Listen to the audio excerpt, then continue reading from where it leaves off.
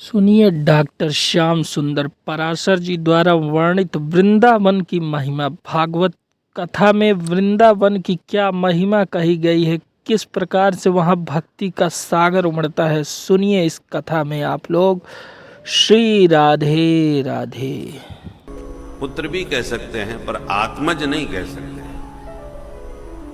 आत्मज तो अपने ही पुत्र को कहा जाता है। तो ये नंद के घर में जो उत्सव मन रहा है वो वास्तव में नंद के ही बेटे का है क्या? बेटा तो वसुदेव का है। तो यहां सुखदेव जी ने आत्मज शब्द का प्रयोग क्यों किया?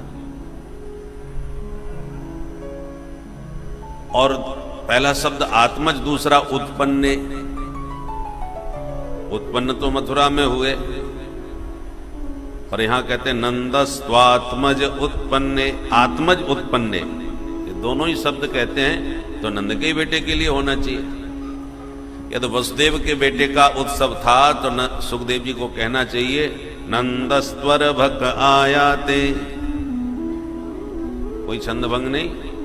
नंदस्वर भक आयात, अर्भक माने बालक, आयाते माने आया। नंदस्वर भक आयाते, नंद के घर में बालक आया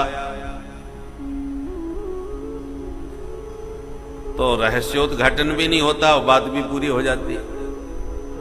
भाई घर में बेटा आया है, लोग जन्म के समय भी तो बोलते हैं क्या हुआ है, बोले बेटा आया है। तो नंदस्त्वरभक आयाते शब्द में तो बात सही बन जाती है, पर आत्मज उत्पन्न शब्द दोनों ही कह रहे हैं कि वास्तव में ये नंद के बेटे का ही उत्सव है, वसुदेव के लाला का नहीं है।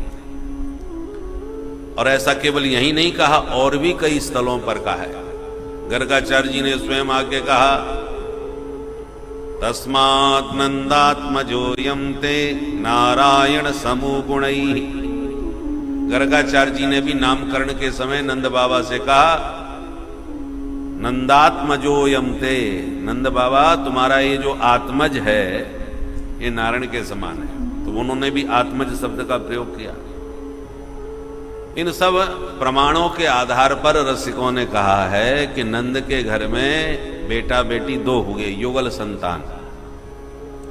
तो वसुदेव जी जब लाला को लेके आए तो नंदलाल और वसुदेव के लाल दोनों मिलके एक हो गए और संयुक्त लीला करी। पर जब अक्रूर जी मथुरा के लिए ले जाने को जब आए तो नंद के लाल ब्रज में रह गए और वसुदेव के लाल मथुरा निकल गए। और आगे आप सुनेंगे, इसलिए श्री अक्रूर जी को दो दिखाई पड़े। जब ले जा रहे थे तो जमुना जी में जब स्नान किया तो जमुना जी के भीतर बैठे नजर आए, और जब ऊपर उछल के देखा तो रथ में बैठे नजर आए। क्योंकि रथ में बैठ के जो जा रहे हैं वो वसुदेव के लाला हैं, नंद के लाला ब्रज के बाहर जाते ही नहीं। उनका तो प्रण है वृंदावनम परित्यज्य पादमेकम न गच्छति। वृंदावन को त्याग कर एक कदम भी बाहर नहीं रखते। इसलिए ब्रज रसिक कहते हैं रे मन वृंदा विपिन निहार, मेरे मन वृंदा विपिन निहार। यद्यपि मिले कोट चिंतामणि, यद्यपि मिले कोट चिंतामणि, तब हुन हाथ पसार, मेरे मन वृंदा विपिन निहार। विपिन राज सीमा के बाहर,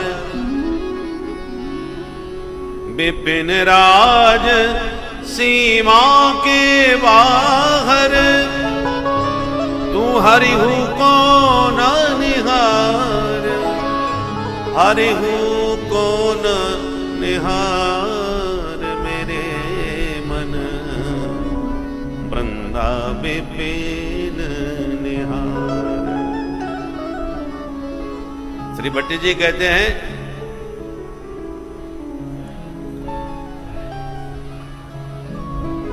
जय श्री भट्ट धूल धूसर तन, जय श्री भट्ट धूल धूसर तन, यह आशा उर्धार, मेरे मन वृंदा विपिन निहार।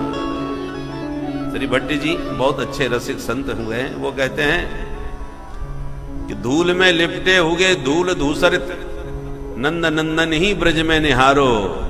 ब्रज के बाहर कहीं मत जाओ, ब्रज के बाहर किसी को मत देखो। हमें भगवान भी चाहिए तो ब्रज सीमा के भीतर चाहिए, ब्रज के बाहर का भगवान हमको नहीं चाहिए। इतनी ब्रज के प्रति अद्भुत अगाध निष्ठा।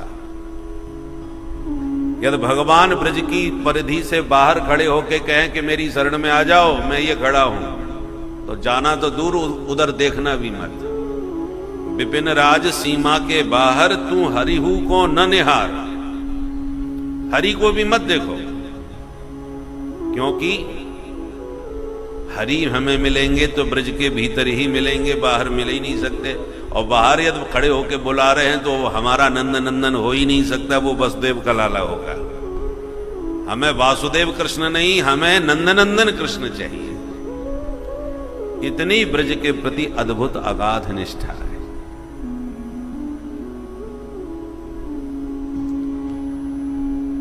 ब्रज का अर्थ क्या है? ब्रह्म की चरण रज जहां प्राप्त हो वो ब्रज। भगवान यहां पर भी देखो, ब्रज में 3 रानी हैं, रज रानी, राधा रानी, यमुना पट रानी, 3।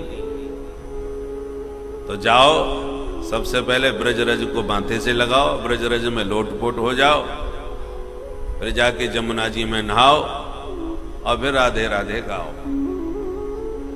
ये तीनों की कृपा के बिना ब्रजवास संभव नहीं।